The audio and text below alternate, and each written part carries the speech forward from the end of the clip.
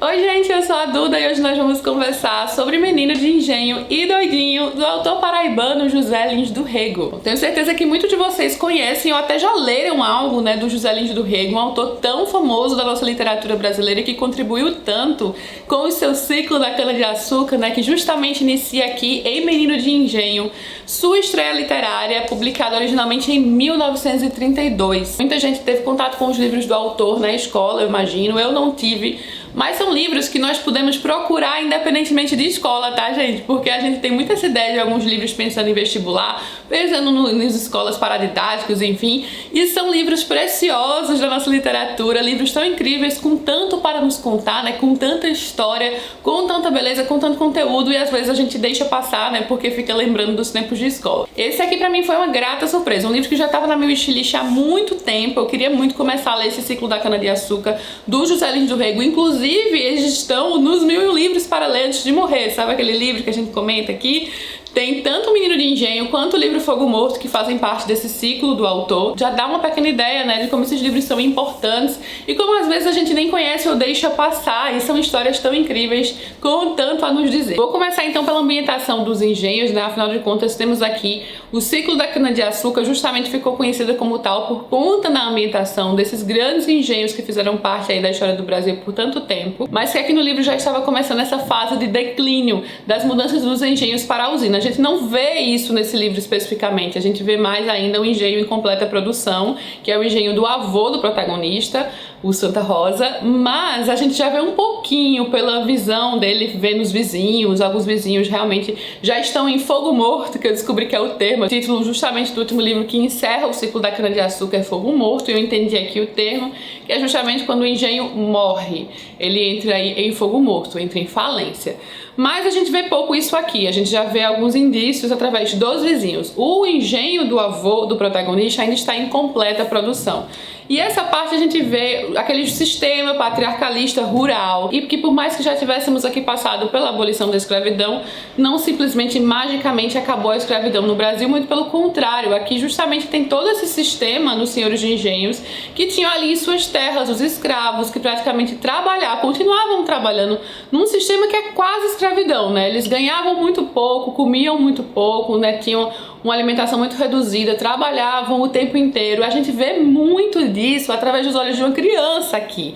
Então é bem interessante porque é um livro de memórias. Então o garoto do livro, o Menino de Engenho, que é o Carlos de Mello, ele vai nos contar suas memórias de infância. Ele começa inclusive com um trauma muito grande desde a primeira página. O livro começa com um feminicídio de sua mãe, a morte de sua mãe pelo seu pai. É algo que vai marcar a vida dele inteira. É com essa morte que ele vai se mudar para o engenho do seu avô materno. Eles moravam em Recife, aqui no caso da cidade em que eu moro, mas com a morte de sua mãe e a prisão de seu pai, ele vai para a Paraíba morar no engenho de seu avô. Essa questão da morte de sua mãe vai acompanhá-lo pelo menos por todos esses dois livros aqui, que Doidinho é a continuação de Menino de Engenho, e logo no começo ele nos fala em confidência. Aliás, o livro tem todo um tom de confidências. Ele diz que a morte de minha mãe me encheu a vida inteira de uma melancolia desesperada. Ele tinha 4 anos de idade quando a mãe morreu. Esta força arbitrária do destino ia fazer de mim um menino meio cético, meio atormentado de visões ruins. A minha memória ainda guarda detalhes bem vivos que o tempo não conseguiu destruir. A gente percebe que em vários momentos de sua infância, de sua adolescência também, ele volta a essa melancolia, essa tristeza que a morte da mãe dele deixou. Aliás, ele conheceu também muito pouco o pai, só que ele tem saudade de seu pai, Ele tem saudade da visão que ele lembrava de seu pai, que era um pai carinhoso com ele. É um retrato infeliz e triste de várias famílias brasileiras, Uma coisa que a gente sabe que ainda acontece e muito, e que é realmente terrível, e que aqui nesse período era algo até normalizado, Porque não apenas o Carlinhos perdeu a mãe dessa forma, mas em outros momentos é mostrada essa questão do feminicídio como algo comum, Como às vezes uma dívida de honra que o homem achava que tinha. Então sim, aqui nessas páginas nós teremos todas essas visões da sociedade brasileira racista, machista, sexista,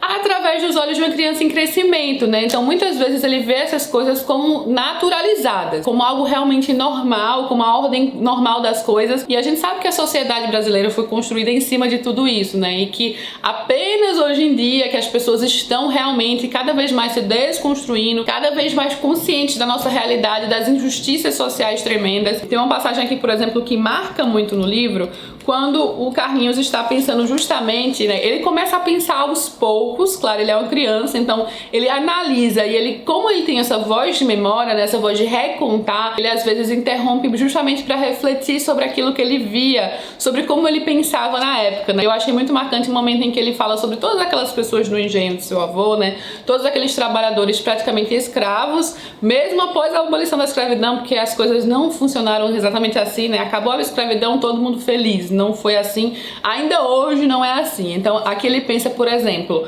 o costume de ver todo dia esta gente na sua degradação me habituava com a sua desgraça. Nunca menino tive pena deles, achava muito natural que vivessem dormindo em chiqueiros, comendo um nada, trabalhando como burros de carga. A minha compreensão da vida fazia-me ver nisto uma obra de Deus. Eles nasceram assim porque Deus quisera.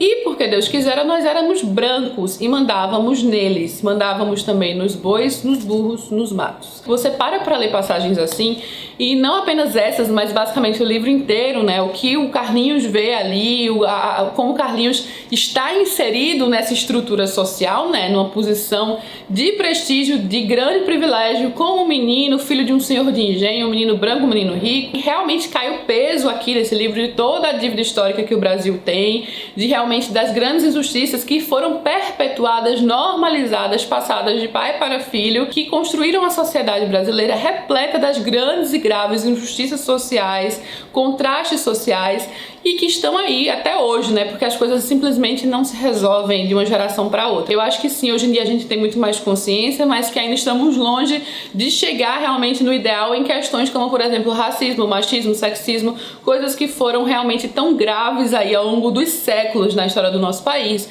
E ler livros assim, gente, como Menino de Engenho, como Doidinho, que são livros de romance de formação, né? É uma criança crescendo e a gente se afeiçoa a essa criança, a gente tem uma beleza no livro, na forma como ele descreve a natureza, na forma como ele descreve o ambiente, seus aprendizados, né? Como ele vai abrindo a visão de mundo, tudo isso tem uma beleza e a gente percebe como a sociedade perpetua tudo isso, todas essas estruturas, né? Então é realmente muito triste. O livro todo tem um ar melancólico, né? E começa com o feminicídio, então ele vai chegar ali no engenho de seu avô com 4 anos de idade, muito novinho ainda, e ele já fica maravilhado pela natureza, pelos cheiros, os sabores, os sons, por tudo. E essa parte faz a gente se sentir também nesse ambiente rural. O José Lins do Rego tinha muito disso. Aliás, a narrativa dele é sensacional. Realmente, as reflexões, a narrativa, a forma como você se envolve no ambiente da história. Eu acho que são livros que realmente a gente deveria dar mais atenção. Eu sei que muita gente já leu, eu sei que muita gente tem como livro da vida, né? Algumas pessoas vieram me falar disso, mas são livros realmente pra gente dar aquela atenção maior. Esses dois aqui foram 5 estrelas e favoritos, gente. Eu tô já adiantando isso no vídeo. Mas, por exemplo, então ele chega lá no engenho de seu avô, o engenho Santa Rosa, e fala muito sobre a natureza, a simplicidade de tudo aquilo, né, desse ambiente. Tudo aquilo para mim era uma delícia, o gado, o leite de espuma morna, o frio das 5 horas da manhã, a figura alta e solene do meu avô. Para se comer estava à vista cuscuz, milho cozido, angu, macaxeira, requeijão. Não era, porém, somente a gente da família que ali se via. Outros homens de aspecto humilde ficavam na outra extremidade, comendo calados. Em todos os trechos a gente percebe, né, já a entrada dessa questão dos contrastes sociais. Porque nesse ambiente de engenho aqui, o avô dele era considerado um homem justo, só que justo dentro das limitações do período, né? Porque ele mesmo pensa muito sobre a bondade de seu avô, né? Perto de outros senhores de engenho que maltratavam, né? Ali tinham praticamente escravos, né? Continuavam tendo e ainda maltratavam. Porém, seu avô perpetuava também esse sistema de escravidão, né? Ele era considerado bondoso porque ele não era violento, porque às vezes ele ajudava, assim, realmente dava às pessoas.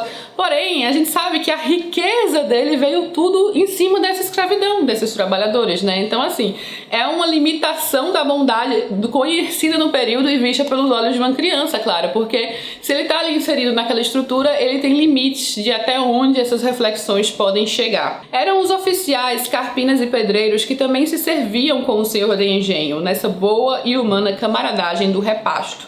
A gente vê muito desse aspecto realmente coletivo, camarada, de bondade entre as pessoas e boa vontade. As pessoas ali no engenho do seu avô vivem relativamente felizes dentro aí de todas essas misérias que ele próprio vai perceber depois, né? Da falta de conforto, do trabalho diário e árduo, difícil. O Carlinhos, ele cresce junto com todos os meninos do engenho também, né? Com os filhos de todos os trabalhadores ali, que são todos negros, né? Porque aqui estamos falando ainda daquela questão da senzala. A senzala não saiu daqui. Então, e aquele contraste, Casa Grande e Senzala, né? Que é o livro justamente que o Gilberto Freire iria lançar no ano seguinte, depois de Menino de Engenho. Então, ele cresce com esses meninos, brincando com esses meninos, mas sim, a todo momento a gente vê uma grande barreira, muito fixa, muito presente, delimitada entre o Carlinhos e os outros meninos. Aliás, eles não são chamados de meninos, eles são moleques. E todos esses meninos, filhos dos negros, das negras ali que trabalhavam nas terras de seu avô e contribuíam para a riqueza de seu avô e dele, são chamados o livro inteiro de moleques. Eles não são meninos de engenho, eles são moleques de engenho. Então isso eu acho que já é algo muito significativo até no próprio título, né? Ele é um menino de engenho, os outros meninos não são, eles são todos moleques de engenho, e a todo momento ele se refere sempre a esses seus colegas e amigos, né? Que ele fala que são tão próximos. Ele, como criança, não vê esses graves contrastes, essas graves diferenças entre ele e seus amigos moleques, só que começa já a chamá-los de moleques, né? Já começa por aí, né? Por essa grande diferenciação de tratamento. Mas é claro que uma criança vai ter limitações de entendimento, porém ele vai aos poucos, cada vez mais, percebendo tudo que o cerca. Aqui ele passa de 4 anos a 12 anos de idade, então são praticamente aí 8 anos, né? 8 anos da sua formação, e a forma como o autor passa toda essa mocidade, essa fase de criança, de brincadeiras, de descobertas, é muito vívida. Em poucas páginas a gente mergulha para esse ambiente, a gente mergulha para esses contrastes. Aí tem uma parte aqui, por exemplo, da enchente, né? Quando não se sofre de seca, se sofre com a enchente, que chega e leva tudo, né? Que algumas pessoas até perdem a vida e perdem absolutamente tudo, suas casas, os grandes acontecimentos que abalavam ali aquela atmosfera rural e que são tão incríveis de acompanhar. Eu abri, por exemplo, aqui numa parte que ele fala justamente sobre aquela questão da senzala, né? Ele diz assim: a senzala no Santa Rosa não desaparecera com a abolição, ela continuava pegada à Casa Grande, com as suas negras parindo, as boas amas de leite e os bons cabras do eito. Ele diz aqui sobre aquela questão da mãe dele: pensava sempre em minha mãe diante de qualquer coisa triste da vida.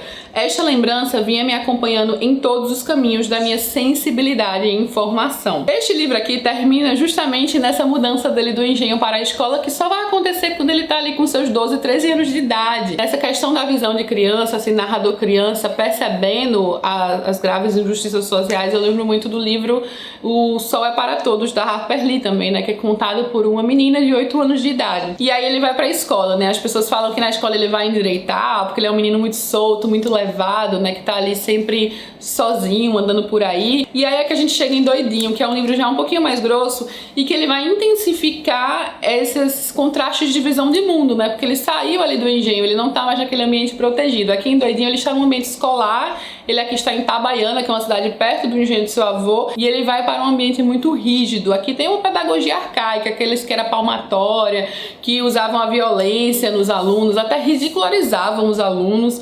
Era realmente um modo muito louco, assim, de ensinar, e ele passa aí, então, por esse choque já, né, de chegar ali na escola, de não ser mais protegido, de simplesmente não ser mais o neto do grande senhor de engenho, ele é apenas mais um. Ele fala até sobre o nome dele, né, que era a primeira vez que chamavam ele de Carlos de Melo. Em casa era Carlinhos, ou então Carlos, para os mais estranhos. Agora Carlos de Melo, parecia que era uma outra pessoa que eu criara de repente, ficara um homem, assinava o meu nome. Mas aquele Carlos de Melo não tinha realidade, era como se eu me sentisse um estranho para mim mesmo. Foi uma coisa que me chocou, esse primeiro contato com o mundo, esse dístico que o mundo me dava. É basicamente uma descoberta também da personalidade, né, da formação de quem você se tornaria fora ali do seu lar, fora do seu ninho, digamos, né? Realmente de sair e ter esse primeiro contato mais concreto de como o mundo funciona, de um ambiente cheio de regras, aqui muito restritas, muito rígidas. Eram chamados de burros, eram xingados pelaquela estrutura de autoridade que era o professor e o diretor da escola, e isso era tido como comum, né? Esse professor e diretor, por exemplo, tinha ali os seus alunos em prioridade. É um negócio meio deturpado, mas é como se ele se importasse com os alunos, mas é uma estrutura pedagógica muito arcaica, muito absurda, né, para nós hoje em dia. Mas ele vai entrar nesse ambiente de disciplina, de reconhecer a autoridade, né, ele se coloca ali numa posição que ele reconhece os limites do que ele pode fazer e de se relacionar com outros garotos, aqui garotos da classe social dele, né, porque a gente sempre teve essa relação com os meninos lá, o que são chamados os moleques de engenho. E ele vai percebendo cada vez mais esses contrastes de criação. Aqui nesse livro, por exemplo, tem um momento em que ele volta da escola para passar férias no engenho e ele tem esse choque de realidade. Ele diz aqui, por exemplo, os moleques rondavam-me para me dar contas de suas novidades quando ele volta do colégio. Coitados, em 6 meses tinha me elevado acima deles não sei quanto. E a gente vê claramente a falta de oportunidade para esses meninos lá do engenho, os chamados moleques, as grandes injustiças. Carlinhos tá ali, né, com o mundo a percorrer. E aí quando ele sai em determinado momento até com os meninos, né, ele tem a percepção dessa sua realidade protegida, né, é uma espécie de ingenuidade com ignorância também, de não entender muito bem as coisas. Ele tá ali com os meninos, no trabalho dos meninos, que são os moleques do livro, e ele não aguenta, ele simplesmente não aguenta o sol, não aguenta a chuva. Ele percebe o privilégio em que ele se encontra, a vivência dele completamente diferente. Eles cresceram juntos, brincando juntos, mas nunca foi igual, nunca foi a mesma coisa. Ele não sabia disso, né? Não tem como uma criança realmente ter noção de tudo isso, mas aí aos poucos a gente vê o Carlos, o doidinho, né? Vou explicar ainda essa questão do doidinho, percebendo muitas coisas que ele não via quando era mais novo, muitas coisas que ele não conseguia entender. Ele diz aqui, era esta a vida que eu invejava, a pobre vida dos pastoreadores, né? Ali com aquela visão de criança que achava que era o máximo, simplesmente estar ali junto, trabalhando no engenho. Quando chegavam no engenho, iam dormir nas tulhas de caroço de algodão, na companhia inquietante das pulgas. É uma tristeza realmente muito grande. E livros assim, né, nos transportam, nos passam muita empatia, então eu acho extremamente importante. Porque assim, a gente sabe de tudo isso, a gente aprende tudo isso, mas você mergulha de fato nos contrastes, nas injustiças, no racismo estrutural, na perpetuação dessa injustiça social, a ponto de chegar hoje em dia quase um século depois e conseguirmos enxergar o que isso deixou, como isso formou a sociedade brasileira e os seus graves contrastes e injustiças. Existia muito preconceito arraigado, que é claro que os pensamentos do Carlinhos às vezes não vão além do que ele consegue ali para se questionar sobre muitas coisas, e às vezes a questão arraigada ali da coisa, da época, não consegue com que ele abra a cabeça para ir além daquele pensamento, né? Pensa muito no seu tio, no seu avô como homens de honra, homens de respeito, mas a gente sabe que esses homens saíam engravidando todas as negras, que eram praticamente escravos ali deles, e abandonavam por aí, né? Não reconheciam filhos. Então assim, respeito para quem? Honra para quem? Só entre os homens brancos. Não tem como mudar a realidade do período, né? Mas ver tudo isso pelos olhos de uma criança e uma adolescente em formação é realmente uma experiência que a literatura aqui nos traz nesse livro, com uma linguagem às vezes poética, com todo esse tom de melancolia que permeia o livro inteiro, sabe? Porque não apenas tudo que o cerca, mas também suas experiências pessoais aqui vão pesar bastante. Essa questão da mãe, do pai, ele tem muito medo de se tornar um doido, porque o pai dele é tido como doido no hospício por ter matado a mãe.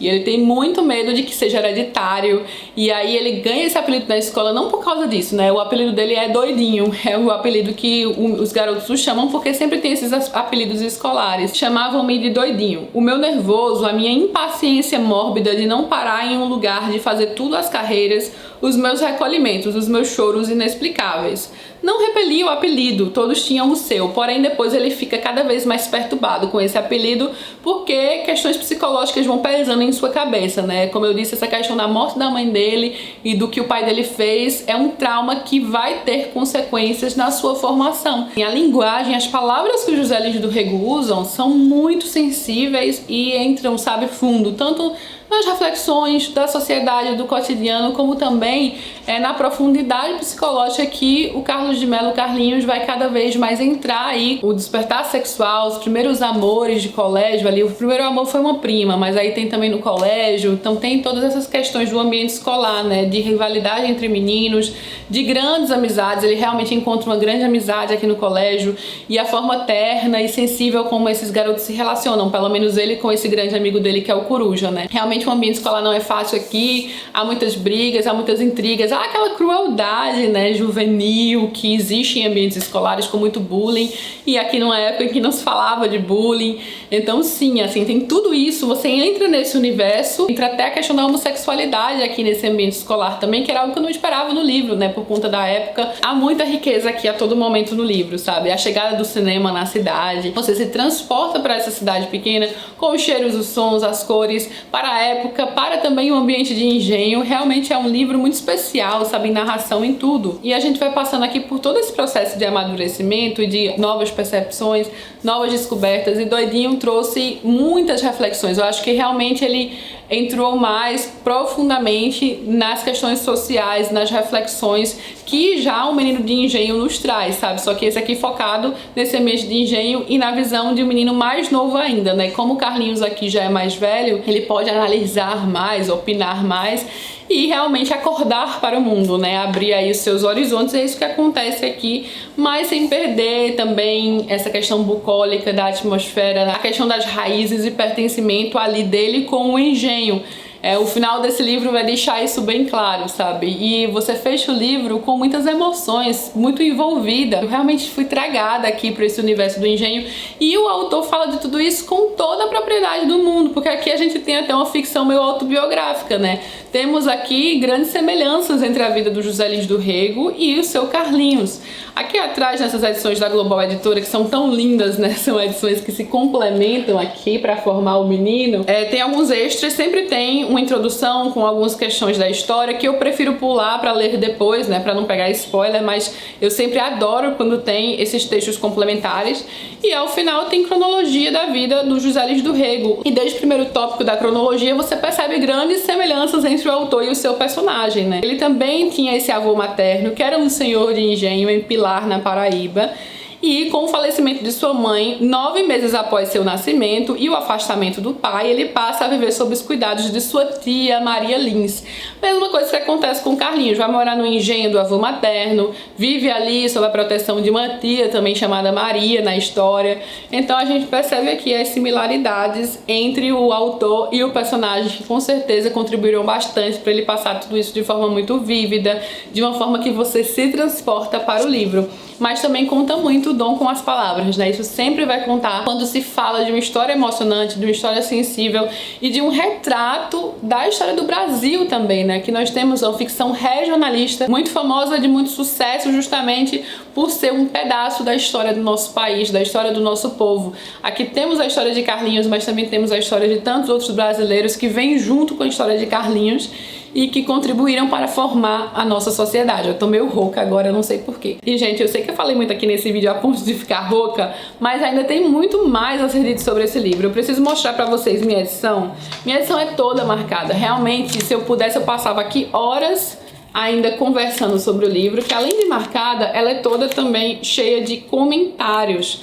Sabe aquela conversa com o livro? Eu não sei se vocês vão conseguir enxergar tanto, mas é um livro realmente que você pode ter uma troca. Aquele livro que sim merece mais destaque, que a gente deveria procurar mais. Realmente indico assim, de coração para todos. Tô louca para ler o próximo, né, que eu vou ler, que é o Fogo Morto, que é justamente considerado a obra-prima do José Lins do Rego, que é o que encerra o ciclo da cana-de-açúcar.